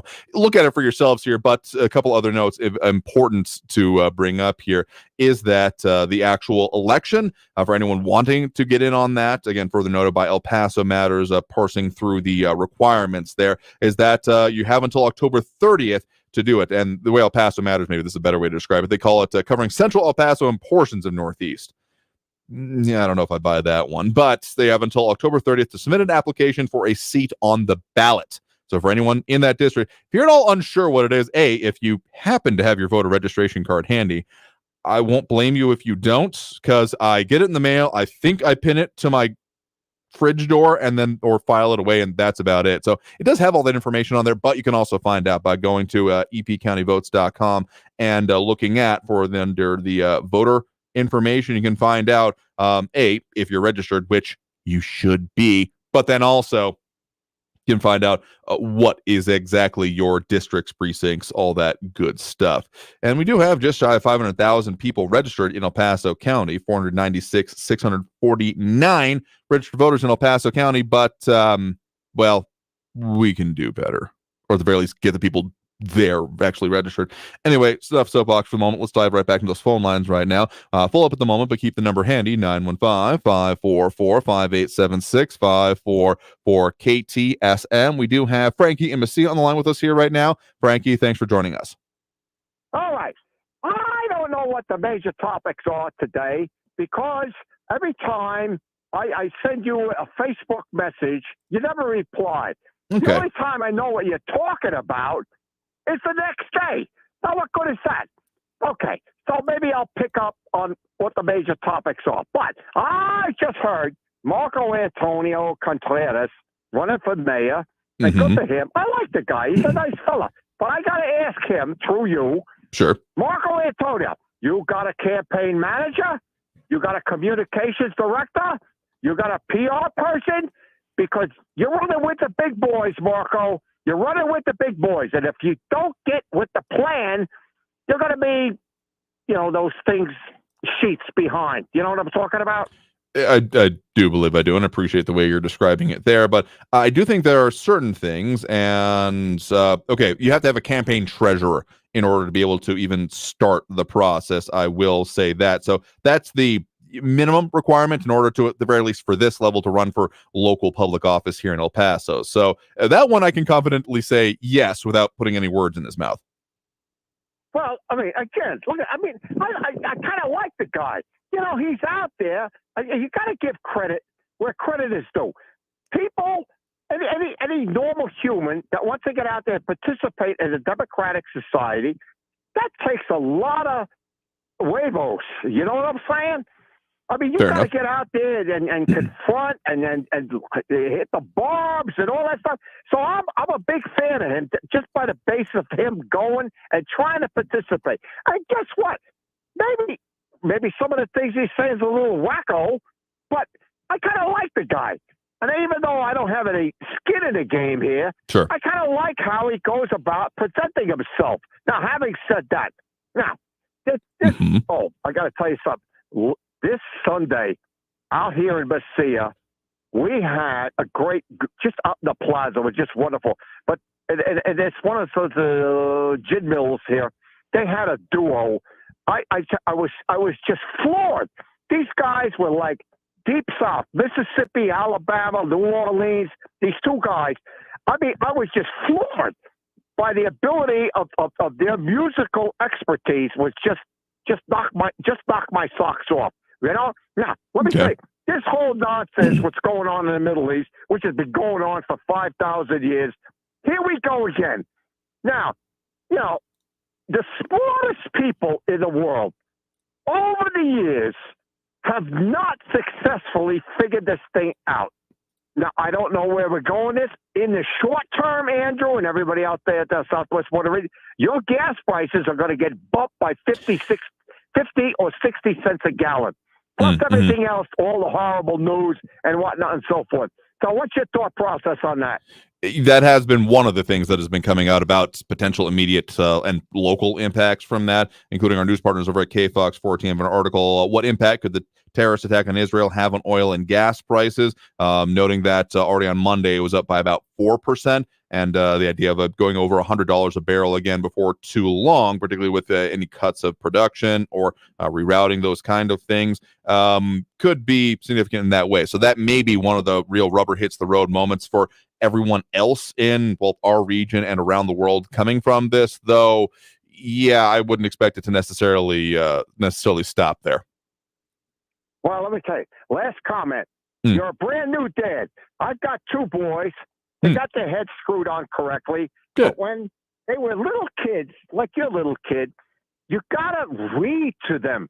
They may not understand what you're saying, but they watch in your face. You play music. Yeah. I don't know if you're instrumental. I don't know if you play the piano, clarinet, or whatever the heck it is. But you got to when these are so small, you can't believe the amount of information that they are absorbing. You can't see it, but they know it. I just that little thought as from an old dad to a new dad. Well, I appreciate the thought. We have been reading to him. Wife is, I think, partially through Dr. Doolittle with him. A little bit advanced for his level, but hey, I guess it's better than Brown Bear, what do you see? We've got that one too. But appreciate the thought and the point in the call. You have a good one there. Okay, Andrew, take care. You as well here. And with that, let's go ahead and take that next break right now. Coming out of this break, we got more calls on the line, but as one call ends, a line becomes available. If you want to jump on it, if you're quick on the finger anyway, 915-544-5876, 915-544-KTSM.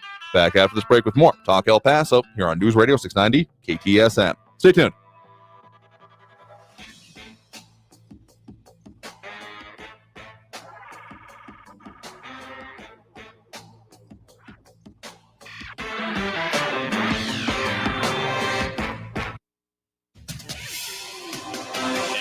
Paso's News Radio 690 KTSM.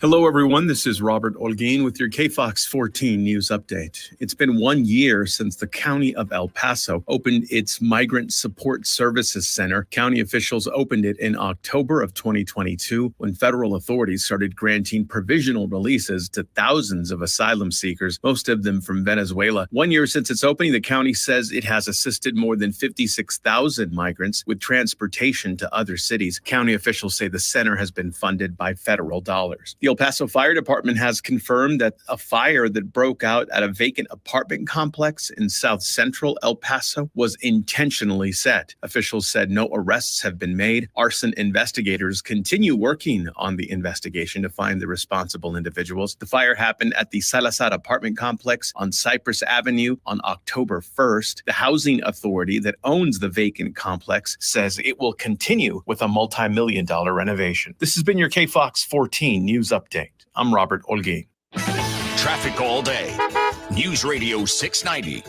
Police still work at an accident in North Mesa, 1 block north of Schuster at Rim Road. Slow traffic on the I-10 eastbound. Vinton to Red is a 7-minute delay.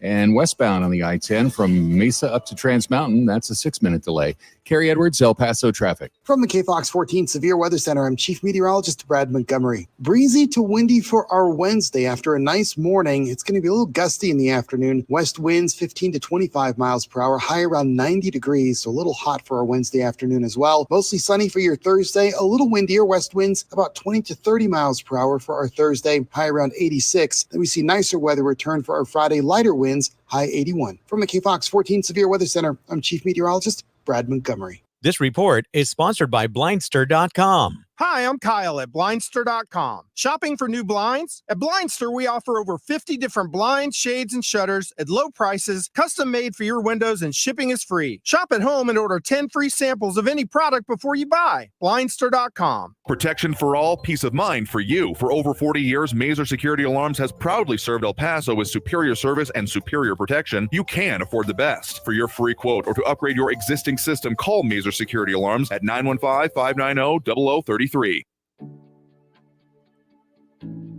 When you choose Humana, you're choosing coverage that helps you keep more money in your pocket. You'll also get a $0 monthly plan premium, prescription drug coverage, and now every single Humana Medicare Advantage plan also includes routine dental, vision, and hearing coverage. With benefits, support, and money back in your Social Security check, Humana Medicare Advantage plans help take care of your health and your wallet. Learn more at gethumana.com. Humana, a more human way to healthcare. The Part B Give Back benefit pays part or all of your Part B premium, and the amount may change based on the amount you pay for Part B. Limitations and restrictions may apply. Humana is a Medicare Advantage HMO, PPO, PFFS organization with a Medicare contract. Enrollment in any Humana plan depends on contract renewal. Get the appliances you need right away at Lowe's. Explore the largest assortment of brands you trust in-store or online at the best values. Plus, take advantage of their everyday financing offers. Lowe's knows home improvement. This report is sponsored by Lowe's. There won't be much substance on your news feed until you add us. Just like us or click on the link at kcsmradio.com. News Radio 690 KTSM. Live from the KTSM AM 690 studios, it's Talk El Paso with Andrew J. Polk. To be a part of the show, call 915-544-KTSM or follow on Facebook at facebook.com/Talk El Paso. Now here's your host, Andrew J. Polk. Thank you all so very much for joining us here for Talk El Paso, airing live on News Radio 690 KTSM. I am your host, Andrew J. Polk. Thank you for tuning in, however you may be doing so, be it on air, online, live streaming through the free and reliable iHeartRadio app, or joining us over on the various social media pages we're up on these days, facebook.com/Talk El Paso, the Talk El Paso channel over on YouTube, Twitter at Talk El Paso, or twitch.tv, Andrew J. Polk. A lot of people tuning in, chiming in, adding their 2 cents over there, and if you want to do it, that's one of the better ways too. So, a lot of conversation, and including the merits of the certain intoxicating materials out there, whether free or not. it's a own evolving conversation, and I make no claims to being able to track all of it, but that's one of the ones that we did see go by.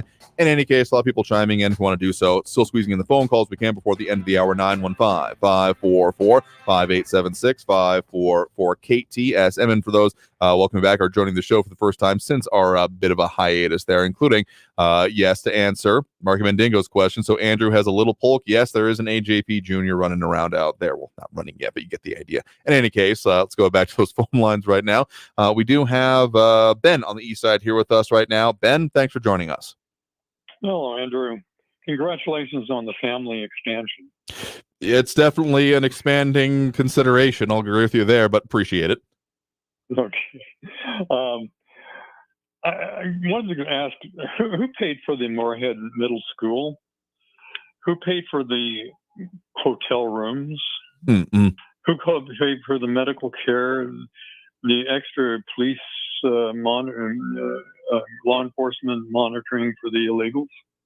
I mean, so the purchase of Moorhead Middle School, the most recent one, that was done by the city of El Paso, buying the otherwise vacant property. The intention is to turn it into also an animal shelter and an ongoing kind of an as-needed person shelter as well when it comes to these situations, but also probably for emergency purposes would be the idea there. When it comes to the transportation, again, depends on it. The city and the county of El Paso have both had their separate efforts, but looking at what is currently out there over on the El Paso, Texas.gov/migrant-crisis, they no longer have the dollar reimbursement amounts. I know that there was some millions of dollars that was being sought from the federal government, though, as Patriot Chick is saying over in the comments right now, taxpayers, because it is all government money that is going towards it. Just the level is a difference there. And there have been, as of right now anyway, just under about 150 current charters that have gone out in recent weeks. They don't give an exact time frame here, but about 7 daily charters from the city of El Paso's operations here. That does not count what has gone on from the county side with the MSSC,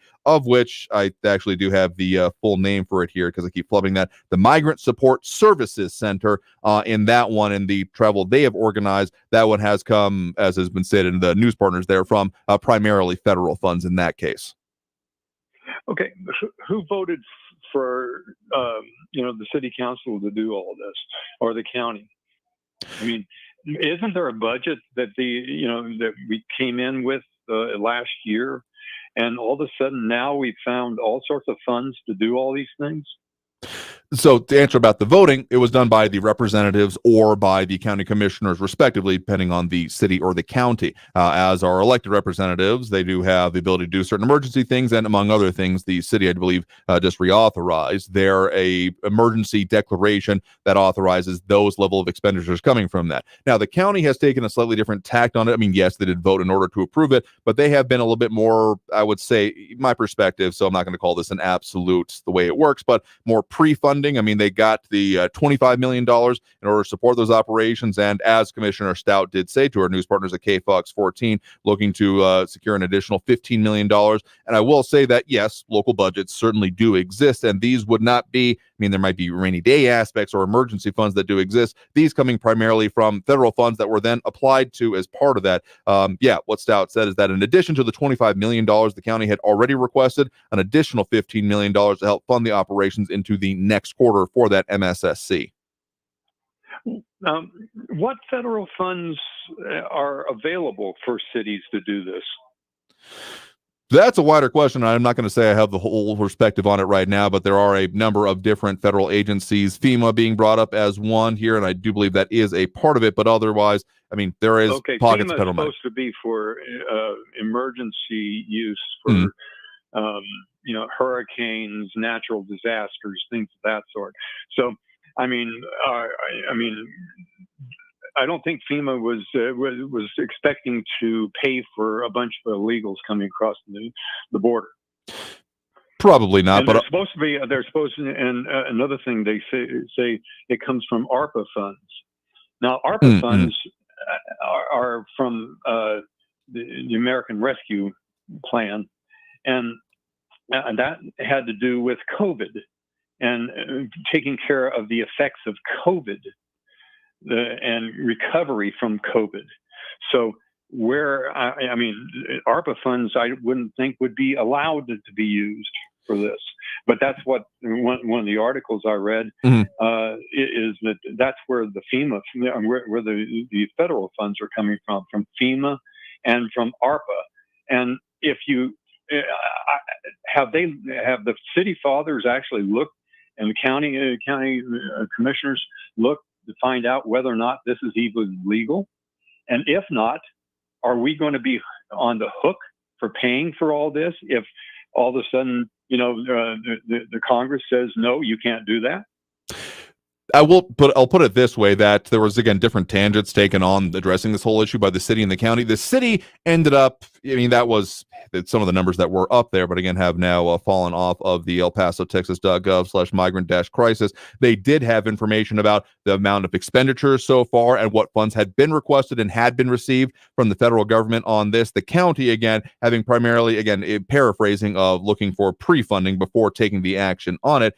They are getting the disbursements on it here. So if there ends up being a attempted clawback or anything like that, I would be mildly surprised when it comes to that, because, okay, FEMA and the idea, and like a buddy of mine saying that this is an emergency in response to your comment on that. But what I will say is that from the ARPA, yes, it was very much put forth as and referring to the American Rescue Plan Act, was put forth as being a response to and seeing the support coming from specifically needed in the wake of the COVID-19 pandemic, though a lot of different funds have become, there have been certain projects that have been funded even here in El Paso, from which there was different contests is a bad way to put it, but it's the best phrase that comes to mind of the city applied for it. Some of the funds that was talked about a little bit earlier this week, when it was the big thing about $100 million as part of a $7 billion total pool of money for renewable energy, specifically solar energy production here in the region. So there are different sub funds within it. I will say that. Okay, so basically the city, the last I heard, we had a budget. The state has a budget, and they have to actually pay attention to that budget. Now, the federal government, of course, can print up whatever money they want, but that still comes out of the American people and everything. It seems like we're going kind of like overboard to take care of all these people. You're certainly entitled to your opinion on that one, and I will say that when it comes to you don't think we are? Well, taking care of it, again, we have a very different situation here in our area than we're looking at for like New York City, in which case they were actually asking for, in recent years, and towards the beginning of this year, it's changed to this point, up to about $8 billion more dollars in order to deal with the way, because it's not just transportation like we deal with in our area. They're looking at resettlement and very much more, I hesitate to call it expansive, aren't we doing the same thing now? Because the Venezuelans are starting to say, well, we'll just stay in El Paso because it's a nice place to live. I've been hearing about. I heard on the news. Yeah, and I've been hearing similar types of things in smaller scales, but I will say that until I've seen otherwise, resettlement efforts, if they are truly formalized in our area, are the vast minority of the overall. Again, the way it has been, that MSSC, that $25 million so far expenditure towards it, or at least the money that was put towards it by the county, is not focused on that. It is focused on getting people moving through, even different from the sheltering operations that the city have dealt with. And so, yeah, but they're not doing that now. They're starting to say this is a good place to live. So are we going to be in the same situation that New York City was in? And can we really afford that? The migrants are starting to looking at staying in El Paso. So what are we going to do with them? So, that is a decent question. And if we see a shift like that happening significantly, I'm sure there has been, without any specific numbers to point to, that not everyone that has arrived in this area awaiting further federal processing or future court dates, any of that thing would have immediately left the area. That has been the majority of the situation. I am confident in that, but I am positive there has been, without, again, anything I can specifically point to about, ones or twos or here in between those looking to say, well, maybe I'm just going to stay here. I would entirely believe that has been the case. If it significantly changes away, that will be different. I will say that the number specifically out of New York City, I'm a little bit dubious about what exactly they are putting into it, because some of the breakdowns on the amount that they're looking at spending goes into the 6 figures per individual or per family unit they're looking at with those support services. And now that may just be New York City numbers and those kind of things. But also when we start talking about not just housing or like setting up refugee camps, which I don't think would be amenable to anyone's mentality on this, but actual resettlement efforts, I mean, sure, there are initial costs that would go into it, but the idea, at least the way it's been elaborated to me anyway, is to get people set up and living their lives. And so the idea would not be to then be on the hook for it forever. Though, again, given the fact that there is still that legal limbo status of waiting for any of the future immigration trials, hearings, etc., that may be why it has been more complicated than not just to say, okay, we've set you up with housing, here's some job assistance services, figure it out from there, and why it may not be quite that simple to go through. Are El Pasoans ready to do that? Because it's going to start. And I mean, are we going? Where are we going to get the funding to do that? I mean, New York City, you know, they asked the federal government for a whole lot of money, and the federal government saying no, they can't do that now. So, you know, they're on the hook. How soon are we going to be on the hook? I mean, as the situation continues to evolve, that's been about the only constant in this whole kettle of fish has been change and the way it has continued to be malleable. So if we're going to stick with the idea of bring it on, we're ready for it, that means we got to be able to roll with the punches. So short answer, I don't know if that's going to be truly viable. I mean, right now the formula has been any arrivals here, keep them moving. If that changes or if that system breaks down, that's a different question. Yeah, we're not doing that. I mean, it's going to start that. What are we going to do when worse comes to worse? I mean, because it's going to start. I mean, that is always the question. And again, I'm sure it's already begun in some cases of people saying, hey, I know we've got waiting on my legal situation, but in the meantime, don't really want to move that far. And of course, there's the specter of other federal policies, that whole remain in Texas floated idea that I'm still dubious if it ever will come to reality. And I really haven't heard anything more about it. And if things like that happen, that would completely change that calculus in its own right. So I don't know if city and county officials feel ready for that level of change or even just in the individual in aggregate type of situation, but we'll see. Okay, one real quick thing last. I would like to make a suggestion and maybe start a movement that everybody that's flying the American flag in El Paso to take that American flag down and fly a Betsy Ross flag, symbolizing a rejection of our present governmental institutions and a return to the principles of our founding fathers, and a return to the doctrines of the Declaration of Independence, the Constitution, and the Bill of Rights. Okay, interesting idea, and I will certainly say I prefer that over the idea of there was one house in my mixed-Indian neighborhood that was running it upside down, the American flag, which I get it as a political statement, but also that is a very specific symbol and distress signal and way of declaring an emergency beyond just political speech. So it's an interesting idea you put up there. We'll see if anyone bites. Yeah, the Betsy Ross flag, you know, I'm sure a lot of people don't even know what that is. Look it up, but it is something that, you know, I mean, it had to do with the beginning of what we really truly believe in the United States, and we're getting away from that so much now. Fair enough here. Well, appreciate the point in the call. Stay well, stay safe, God bless, and let's go, Brandon. All right, well, appreciate the point in the call. You have a good one there as well. Thank you. All right, and with that, I think we gotta take that next break right now. So if we weren't able to get to your call, we'll do it again tomorrow. But in the meantime, got to take that next break. Coming out of here, tell you a little bit more about what we got coming up for you on the show. So stay tuned. More Talk El Paso here on News Radio 690 KTSM. Stay tuned.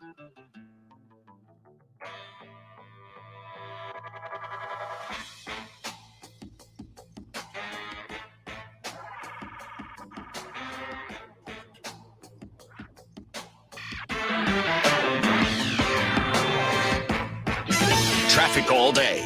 News Radio 690. Police still work at an accident in North Mesa, 1 block north of Schuster at Rim Road. Slow traffic on the I-10 eastbound. Vinton to Red is a 7-minute delay. And westbound on the I-10 from Mesa up to Trans Mountain, that's a 6-minute delay. Carrie Edwards, El Paso traffic. This report is sponsored by Wendy's. Try Wendy's new Pumpkin Spice Frosty today. Wendy's new Pumpkin Spice Frosty is peak fall. It'll make any kind of fall fun even fallier. So no matter how you fall, grab a rich, creamy Pumpkin Spice Frosty from Wendy's today. Limited time only at participating U.S. Wendy's. Vanilla Frosty is temporarily unavailable. Hammer and Nails, El Paso's newest men's grooming destination, with your comfort and privacy in mind, and where your favorite brew, spirit, or mixed drink will be waiting for you, along with every cut, shave, manicure, or pedicure visit. Open daily at the fountains at Farrah, Hammer and Nails offers world-class luxury experiences without the pretentious price tag. Visit Hammer and Nails Grooming Shop for Guys online at hammerandnailsgrooming.com to book your next experience. That's hammerandnailsgrooming.com. Join the Drug Enforcement Administration in celebrating Red Ribbon Week from October 23rd through the 31st. Take this opportunity to talk to your kids about drugs, participate in drug prevention and education activities in your community, and take the pledge to be drug-free. For more information on how you can celebrate Red Ribbon Week, visit www.dea.gov.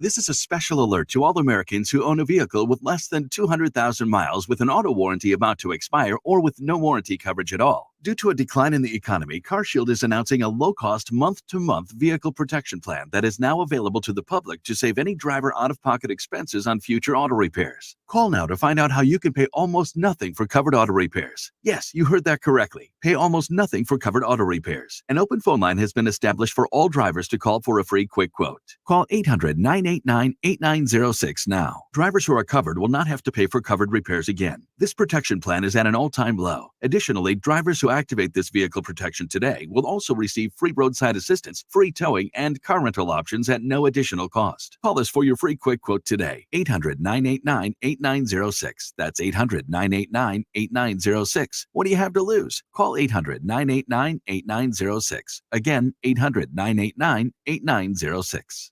KTSM AM El Paso is News Radio 690, an iHeart radio station. If you see something, why do you say something? I see safe for my friends. For my community. For everyone here. We all have something worth protecting, a why that unifies us. Report suspicious activity to local authorities. If you see something, say something.